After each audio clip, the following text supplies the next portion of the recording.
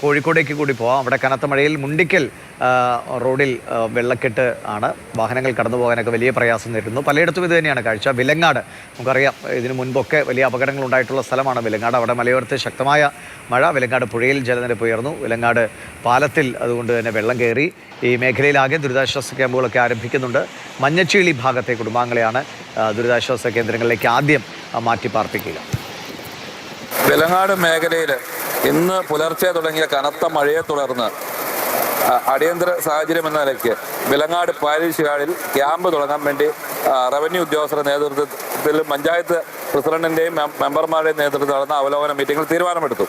കളക്ടറുടെയും ആർഡിഒയുടെയും ഒക്കെ തഹസിൽദാരുടെയും ഒക്കെ അനുവാദത്തോടു കൂടി വിലങ്ങാട് പാരിഷ് ഹാളിൽ അല്പസമയത്തിനകം ക്യാമ്പ് ആരംഭിക്കും. മഞ്ഞച്ചേളി, പാനോം, അതുപോലെ തന്നെ പാലൂര്, കുറ്റല്ലൂര്, പന്നിയേരി ഭാഗങ്ങളിലെ അടുപ്പിൽ ഭാഗങ്ങളിലെ ആളുകളെയാണ് അടിയന്തരമായിട്ട് മാറ്റി താമസിപ്പിക്കേണ്ടതായി വരുന്നത്.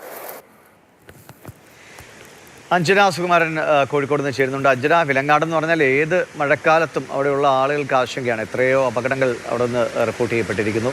ഇപ്പോൾ ആളുകളെ മാറ്റിപ്പാർപ്പിക്കുന്നത് എങ്ങോട്ടേക്കാണ്? ആ മേഖലയിൽ അതിൻ്റെ ആവശ്യമുണ്ടോ? ജില്ലയിൽ മലയോര മേഖലയിൽ എങ്ങനെ മഴ പെയ്യുന്നു? ഒപ്പം ഈ താമരശ്ശേരി ചുരം വഴിയുള്ള ഗതാഗത നിയന്ത്രണമൊക്കെ എങ്ങനെ? വിലങ്ങാട് അവിടുത്തെ ആളുകളെ സംബന്ധിച്ച് എല്ലാ മഴക്കാലത്തും വലിയ ആശങ്കയേറിയ ഒരു സ്ഥലം തന്നെയാണ്. 2024 അവിടെ ഉരുൾപൊട്ടലുണ്ടാവുകയും ഒരാളവിടെ മരിക്കുകയും ഒക്കെ ചെയ്തിരുന്നു. നിരവധി വീടുകൾക്ക് കേടുപാടുകളും സംഭവിച്ചിരുന്നു.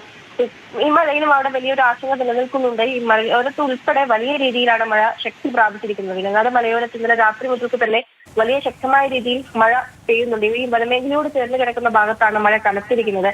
മലയങ്ങാട്, പാലം, വായാട് മേഖലകളിലാണ് മഴ അതിശക്തമായി പെയ്തുകൊണ്ടിരിക്കുന്നത്. ഇപ്പോഴും ഈ വിലങ്ങാട് മേഖലയിൽ മഴ തുടരുന്നുണ്ട് എന്നുള്ളത് വലിയൊരു ആശങ്കയായി തന്നെ നിലനിൽക്കുന്നുണ്ട്. അവിടുത്തെ ആളുകൾക്കും ഒരു ആശങ്ക തന്നെയാണ്. അധികൃതരൊക്കെ തന്നെയും അവിടുത്തെയുള്ള ആളുകളോട് പുഴയിൽ ഇറങ്ങരുത് എന്ന് പറഞ്ഞിട്ടുണ്ട്.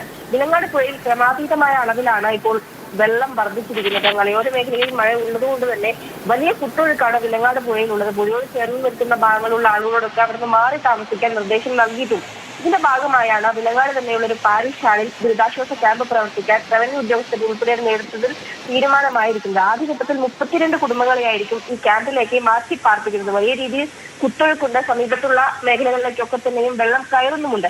മഞ്ഞച്ചീലി ഭാഗത്തെ കുടുംബങ്ങളെയാണ് ഇവിടേക്ക് മാറ്റി പാർപ്പിക്കുന്നത്. നേരത്തെ വിലങ്ങാട് ഈ ഉരുൾപൊട്ടൽ ഉണ്ടായിരുന്ന ഒരു മേഖലയായിരുന്നു മഞ്ഞച്ചീലി. അപ്പോൾ അവിടുത്തെയുള്ള ആളുകളെയാണ് ഇപ്പോൾ ആദ്യഘട്ടത്തിൽ മാറ്റി താമസിപ്പിക്കുന്നത്. ഈ വളയം പോലീസും ഈ സ്ഥലത്ത് ക്യാമ്പ് ചെയ്യുന്നുണ്ട്. മലയോര മേഖലകളിലൊക്കെ തന്നെയും മഴ ഇപ്പോഴും ശക്തമായി തുടരുകയാണ്. പക്ഷേ നഗരപ്രദേശങ്ങളിൽ ഇപ്പോൾ മഴ മാറി നിൽക്കുന്നു എന്നുള്ളത് വലിയ ആശ്വാസമാണ്. കോഴിക്കോട്ടെ ഈങ്ങാപ്പുഴ, വിലങ്ങാട് തുടങ്ങിയ സ്ഥലങ്ങളിൽ നിന്നുള്ള ദൃശ്യങ്ങളാണ് നമ്മൾ കണ്ടത്. കനത്ത മഴയാണ് രാത്രിയും രാവിലെയും ഒക്കെയായി അവിടെ ഉണ്ടായത്. ഇപ്പോൾ വടക്കൻ ജില്ലകളിലേക്ക്, ഇപ്പോൾ കേരളത്തിൽ വടക്കോട്ട് മുഴുവൻ റെഡ് അലർട്ടാണുള്ളത്. അതിശക്തമായ മഴ പ്രതീക്ഷിക്കണം. ഒപ്പം കോട്ടയം, പത്തനംതിട്ട അടക്കമുള്ള ജില്ലകളിൽ ഇന്നലെ രാത്രി ഇന്നും ഒക്കെ കാണുന്ന ദുരിത കാഴ്ചകൾ. ഇപ്പോൾ മഴവെള്ളം ഇറങ്ങി വരുന്നതേ ഉള്ളൂ എന്നാണ് ആളുകൾ പറയുന്നത്. ഇനി ആലപ്പുഴയിൽ നിന്നൊക്കെ നമ്മൾ ഇതിൻ്റെ വിവരങ്ങൾ, കാരണം ആലപ്പുഴക്കാർക്കറിയാം, പത്തനംതിട്ടയിലും കോട്ടയത്തും ഒക്കെ മലയോര മേഖലകളിൽ മഴ പെയ്താൽ ഇത്ര മണിക്കൂർ കൊണ്ടാണ് ആലപ്പുഴയിലെ താഴ്ന്ന മേഖലകളിലേക്ക് ഈ വെള്ളം പുഴകളിലൂടെ ഒഴുകിയെത്തുക. അതിനനുസരിച്ച് അവർ മുൻകരുതൽ എടുക്കുന്നുണ്ട്. അതിനുവേണ്ട സംവിധാനങ്ങൾ കൂടി ചെയ്യുന്നു. അപ്പോൾ ആളുകൾക്ക് അപകടമുണ്ടാക്കാത്ത വിധം ഈ മഴ പെയ്ത്, നമ്മൾ മഴയില്ല, അണക്കെട്ടുകളിൽ വെള്ളമില്ല, വൈദ്യുതി പ്രതിസന്ധി എന്നൊക്കെ പറഞ്ഞിരുന്ന സമയത്ത് മഴ പെയ്തുള്ള ദുരിതത്തെക്കുറിച്ച് പറയേണ്ട അവസ്ഥ ഉണ്ടായിരിക്കുന്നു എന്നാണ്